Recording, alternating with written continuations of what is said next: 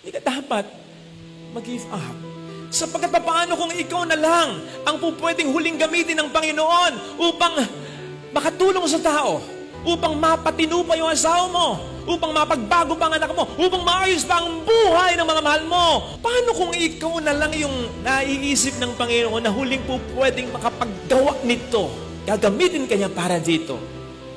Tatalikuran mo ba ito?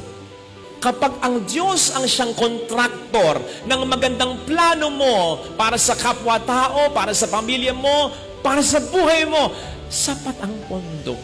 Hindi tatakbo si Kristo. Basta laban tayo.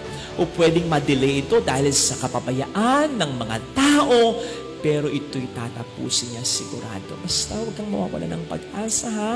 Huwag kang titigil sa pangangarap. Unti-unti, magiging maayos ang lahat. Never ever give